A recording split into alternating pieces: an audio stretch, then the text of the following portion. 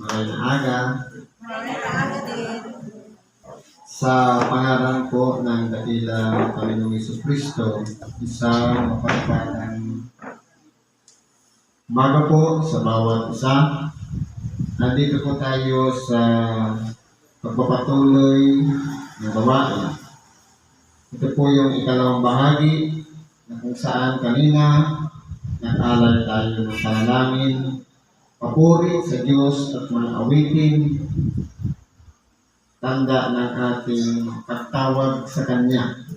Kumbaga, tayo po kanina yung nagsasalita, umaawit, at nananalangin. Siya po ang nakikinig. Ngayon, nandito naman tayo sa ikalawang parte na siya naman po ang magsasalita sa pamamagitan ng banal na kasulatan. At ito'y babasahin natin, tatalakayin at ipapaliwanag, at tayo naman po ang tagapakinig na magninilay-nilay at ating pong gagawing gabay sa ating pang-araw-araw na pamumuhay ang mga mensahe na ating napakinggan ngayon. Ngayon po, dako tayo dito sa ikalawang topic, Sitas. Ayon po sa Ebanghelyo ng San Marcos, sa Kapitulo 4, versikulo 30 hanggang 34. Ngayon, mag-ano muna tayo? Refresh, sabi niya. Bakit nga po pala ipinangangaral muna ang Ebanghelyo? Ang purpose natin, magpagamot. Sabi ng isa, ang sadya kung magpagamot, hindi pagwikaan ako. Kasi sasabi, ako na lang lagi ang nakikita nito, yung ugali ko, yung asal ko, yung ginagawa ko para pinutulkiriya. Kung pag-aaralan po natin,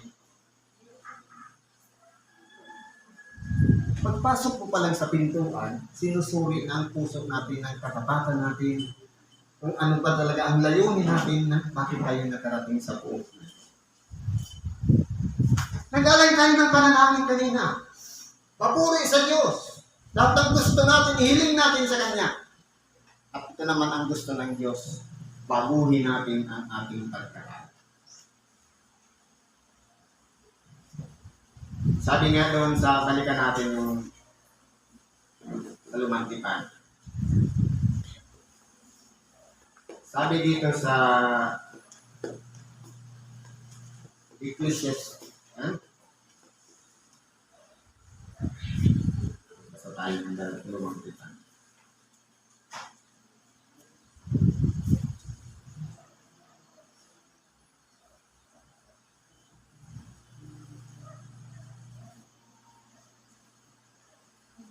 Ecclesiastes 12:13.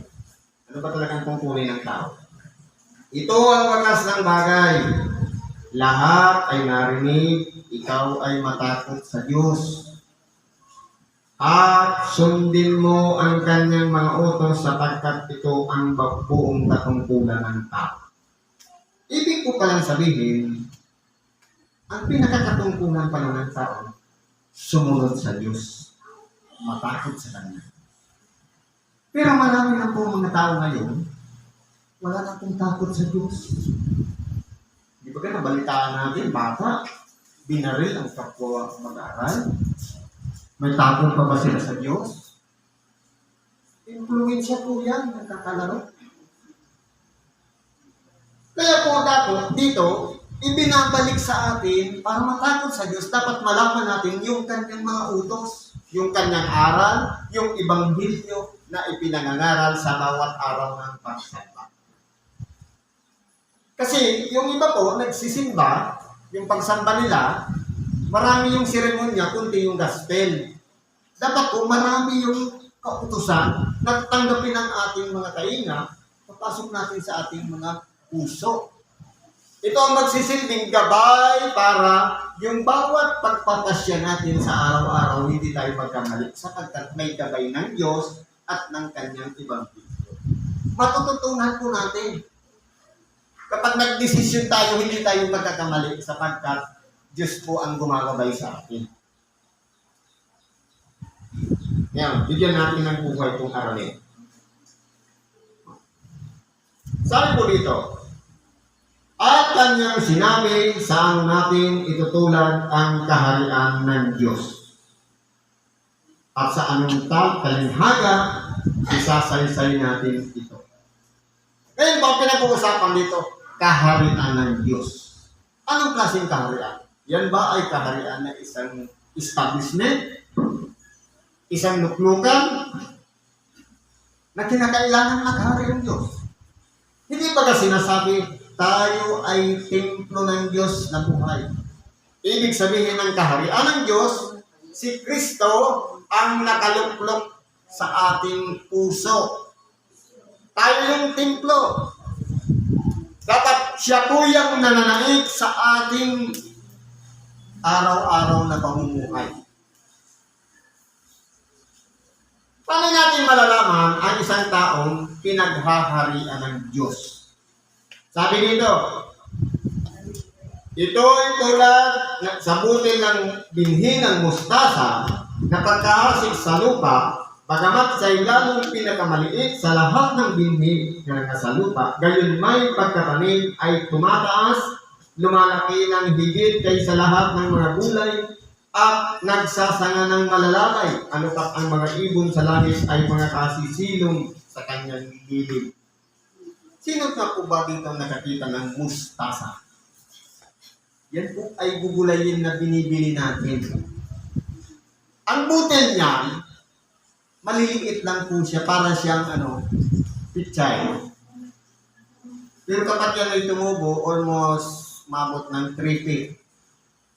Pero mayayabong po ang sanga niyan. Namumulak-plak po siya ng dilaw. Ngayon po, pwede siyang silungan ng ibon. Huwag naman yung malalaking ibon, siyempre yung maliliit lang. Ngayon po, bakit po inihambing sa butil ng mustasa ang pinaghaharian ng Diyos?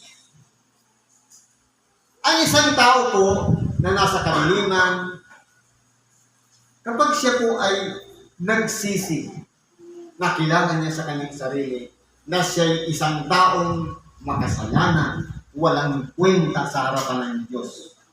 At binigyan ng saysay yung mga hirap, sakripisyo na dinanas ng ating dakilang Panginoon, na sa pamamagitan yung naligtas tayo, sa pamamagitan ng biyaya na ipinagkalot sa bawat isa sa atin, ilalakitan lang natin ng pananalig sa Kanya. Ibig kong sabihin, kung tayo po ay sa pamamagitan lamang ng isang aral, halimbawa, maliit na aral lang, huwag ka ikang magagalit. Huwag mong palulubugan ng araw ang galit. Kung dati tayo noon, walang kamuang-muang, walang kaalam-alam, mabilis tayong magalit. Pero, nung sinabi ng ating dakilang Panginoon, na kung kayo ikay magagalit, huwag niyong palulubugan ng araw at nakatanim yan sa puso na yan. Bagamat maliit lang na aral, pero yan po ay nagpabago ng ating totoong buhay at hindi na natin nabalikan na palagi tayong kapag nagagalit, sukdo lang talaga kung magalit. Pahala na, hindi kita babatiin. Pero nung buksan ang ating puso, naghari na yan ang pag-ibig, magiging katulad po yan ng pinaghaharian ng Diyos. Isang butil ng mustasa na itinanim sa ating puso. At ngayon, ito na tayo ngayon, isang mabuting tao na sa harapan ng Diyos. Ganyan po ang halimbawa. Kaya kung tayo po ay mainisin pa rin, dati nagmagagalitin, tapos tumino, nagmagagalitan na naman ulit, dating pasaway, tumino, tapos pasaway na naman ulit, sabi na, wala nang natitira pang hain patungkol pa sa kasalanan. Sapagkat kahit pa lang ating dakilang Panginoon, hindi na siya babalik para magpapatong muli. Lumalabas, ibinibilad na muli natin sa kahiligan ng ating dakilang Panginoon. Hindi naman ibig sabihin na gumawa lang tayo ng gumawa ng mabuti para tayo maligtas. Hindi rin. Kundi, una-una, ginanap na ng ating dakilang Panginoon, kinahabagan tayo sa pamamagitan ng biyaya, tayo'y nangaligtas, at ngayon, itong nagawa natin, resulta na lang yan ng kaligtasan taglay natin.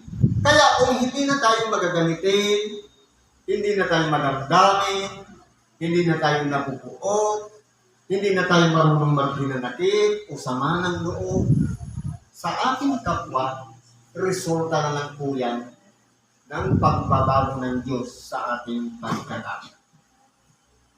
Ibig sabihin, gumagalaw po ang Diyos sa ating pagkatao. Kaya po, maingat na tayo sa ating mga ginagawa. At sa pamagitan ng gayong maraming talinhaga ay sinasaysay niya sa kanila ang salita ayon sa makakaya ng kanilang pakinig. Totoo po. Kahit ang ating dakilang Panginoon, kapag siya'y nag-iibanghilyo o nangangaral ng salita ng Diyos, kinakategorize din niya rin naman yung listener. Kasi po, merong mga tao na kahit isiksik mo yung talinhaga, itong mapuro talagang utak. At meron namang tao na mga matatalino nga marunong na, pero ayaw naman tanggapin yung bagong aral na tinuturo ng ating dakilang Panginoon, hindi na yun. Hindi niya i-absorb ng ang kanyang pagkatao. Pero kung ang isang tao, sabi nga, katulad ng isang sisidlang baso, punong-puno na ng kaalaman, kung hindi mo yan babawasan, hindi po yan mapapalitan ng bago. Mas maganda kung maglinis tayo ng buo nating pagkatao. Alisin natin yung iba. Gawin natin intake. Nang sa ganon, malalagyan muli yan ng mga bagong aral, bagong ibanghilyo, na turo mula sa banal na kasulatan. Kaya po, ang isang taong marunong, kung mapapansin natin, kahit marami na siyang kaalaman, hindi niya ipagsisiksikan ang kaalaman meron siya para talunin ang iba. Kundi hindi siya makikipag-kompetisyon. Ang gagawin niya, sige, tanggap lang ng tanggap. Walang taluwa, palabas. Nakikinig lang, nakikinig. Kasi kung titingnan po natin, sa 3 taong nag-usap, isang tagapakinig, 2 yung nagsalita, 2 yung makukuha ng karunungan at kaalaman doon sa 2. Ikaw nagpalabas, sabi nga, kung sa bangko, puro withdrawal, walang deposit, wala kang maipon. Pero kung ikaw accept lang ng accept, tanggap ka ng tanggap sa aral ng iba, hindi ka nagpapalabas, mas magiging matalino ka pa sa 2. Kaya po, kung titingnan po natin, iba-iba po kasi ang kaalaman ng tao, ang karunungan, ang unawa. Iba-iba rin kung mangaral ang ating dakilang Panginoon. May kinakausap niya ng kapata, may idinadaan niya sa talinhaga. Para ano po? Ano ang purpose bakit dinadaan sa talinhaga? Sapagkat marami siyang nakapaligid sa kanyang mga iskriba, mga parisiyo na mga marunong na, mga matatalino na. Pagdating sa talinhaga, hindi nila magets. Kasi kinakailangan ng isang talinhaga, may gabay ng Espiritu Santo para maunawaan mo yung aral. Kasi po, ang aral dito sa ibabaw ng sanlibutan, wala lang yan sa mga pagsasaliksik ng tao na ilinagay sa libro at ngayon dinidiscuss ng mga guro. Pero ang dikta ng Espiritu Santo live na live sa mga nangangaral, nagpapahayag ng salita ng Diyos. Tinitingnan ang puso ng bawat isa kung hanggang tumanggap, kung hanggang saan ang level ng kanyang unawa para ma-absorb yung salita ng Diyos sa kanyang buhay. Kaya po, kung meron pang mga sagabal, aalisin niya ng Diyos. Lalong-lalo na kung tayo humingi ng tawad sa Diyos. Sabi dito, at hindi sila kinakausap kundi sa talinhaga, datapwat sa kanyang sariling mga alagad ay bukod na ipinaliliwanag ang lahat ng mga bagay. Kaya po, kung titingnan po natin, iba po kasi ang aral o turo doon sa mga mababa pa ang unawa. At iba naman doon sa mga alagad. Halimbawa, first time mo lang mapakinggan ng salita ng Diyos na ganito. Like broadcast. Isa matagal ka na. Doon sa tinaguriang alagad, ang una doon na tinuturo, pundasyon. Kasi pwede na pakinggan namin ang salita ng Diyos, pero yung pundasyon hindi. Pag dumaan ang pagsubok, bagsak. Kailangan itinuturo ng bukod sa mga alagad ang tinatawag na pundasyon ng pananampalataya. Sapagkat, totoo, marunong tayong magpatawad. Pero yung pinakapatibayan ng pananampalataya, walang iba. Yung taglayin natin sa ating puso, gawin natin priority ang Diyos na dapat siyang nakaluklok yan. Bagamat meron tayong mga plano, meron tayong gustong gawin sa ating buhay, pero kung nalalapastangan naman ang kagustuhan ng Diyos, dapat po hindi siya manaig, kundi ang manaig pa rin ang kalooban ng Diyos. Panalangin natin yung sama namin. Ikaw nawa ang maghari sa atin.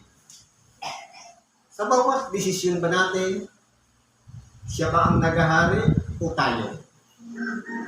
Pag nagpapasya ba tayo, gusto niya o gusto lang natin? Yan po ang palagi natin pagka-iisipin. Kaya po, idinadaan sa talinhaga ang lahat ng bagay na kapanangaral ng ating dakilang Panginoon para mas lalong lumalim pa ang ating karunungan, ang ating kalaman, ang ating unawa sa mga aral o salita ng Diyos. Siguro po, hanggang dito lang, pag-ibigay natin sa oras nito. Salamat sa Diyos. At ano man ang ating mga kailangan, karaingan, ipagkatiwala natin sa Diyos sa ngalan ni Kristo Jesus. Salamat at isang mapagpalang umaga sa bawat isa.